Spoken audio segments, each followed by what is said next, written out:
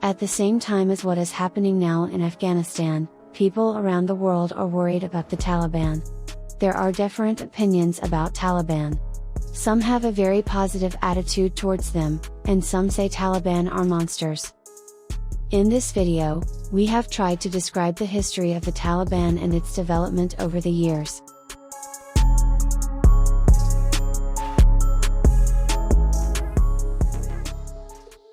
How did the Taliban form? In the midst of Afghanistan's civil war in the 1990s, which was the result of the Soviet withdrawal and the inability of jihadi leaders to form a united government, a group called the Taliban was formed. The group is made up of students who studied in Pakistani religious schools.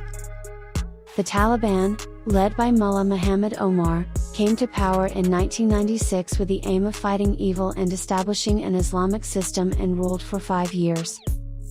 After the Taliban came to power, only 3 countries, Saudi Arabia, the UAE and Pakistan, recognized them as a country. Experts believe that the Taliban entered Afghan politics with the support of Pakistan, and Benazir Bhutto, the most liberal ruler in Pakistan's history, led the Taliban. After Bhutto, Nawaz Sharif did not stop supporting the Taliban and tried to convince the United States that the Taliban was the best among the bad guys. Did USA form the Taliban?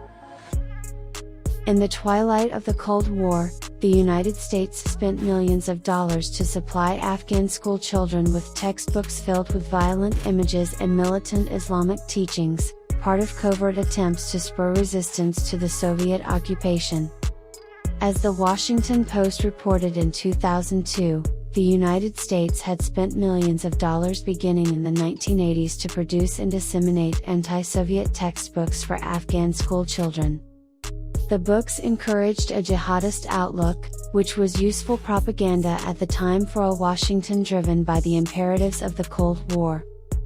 As Afghan schools reopen today, the United States is back in the business of providing school books. But now it is wrestling with the unintended consequences of its successful strategy of stirring Islamic fervor to fight communism. What seemed like a good idea in the context of the Cold War is being criticized by humanitarian workers as a crude tool that steeped a generation in violence. 5 years of Taliban rule in Afghanistan. The Taliban took control of the Afghan government with their Stone Age beliefs and were completely unfamiliar with the word democracy. It is safe to say that the Taliban have done the most injustice to Afghan women and deprived them of their most basic rights. After entering Kabul and seizing power, the Taliban imposed strict laws on the Afghan people. For example, they closed all video media and music. The group turned Kabul Stadium into an execution site for men and women.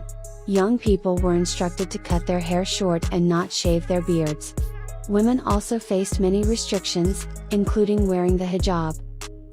Women were banned from employment in government offices and were not allowed to study in schools or universities. At that time, nearly 1 million civilians lost their lives during the years of occupation and civil war, and nearly 100,000 women became widows. But the Taliban's biggest mistake at the time that led to the end of their rule was to take in al-Qaeda leaders. In 2000, US pressure on the Taliban to hand over al-Qaeda leaders intensified, and the United Nations boycotted the group. Eventually, the 9/11 terrorist attacks and al-Qaeda ended to the detriment of the Taliban, and less than a month later, the United States attacked the Taliban, and in December 2001, the group was ousted. 20 years of US presence in Afghanistan. After the fall of the Taliban in Afghanistan, American forces were present in the country for 20 years. By the end of the Taliban rule in Afghanistan, the people of Afghanistan had soon found peace. Children returned to school, women were allowed to work, free media increased day by day, and democratic organizations were being established. But it did not take long for the country's security to be disrupted again. Terrorist operations have been widespread in the country in recent years, and many innocent children, women and youth have been killed.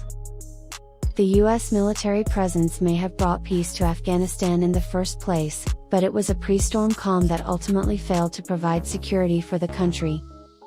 During these years, the Taliban fought with NATO and US forces to seize power and overthrow the Kabul government until a Taliban-US peace agreement was signed in February 2020.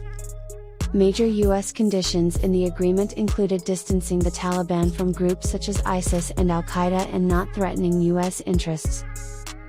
US withdrawal and Taliban lightning advance.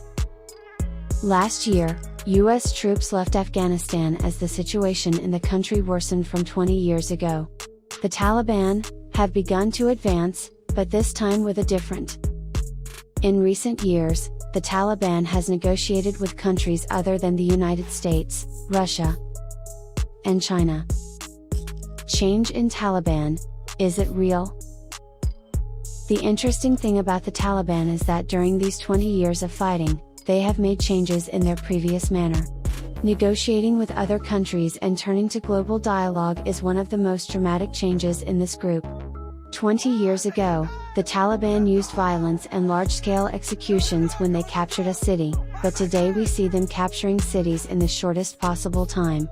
Of course, there are still extremists in this group who use violence and aggression against people, especially against women.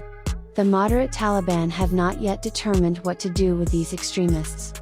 However, only time will tell whether the Taliban have really changed or if this change is just a mask.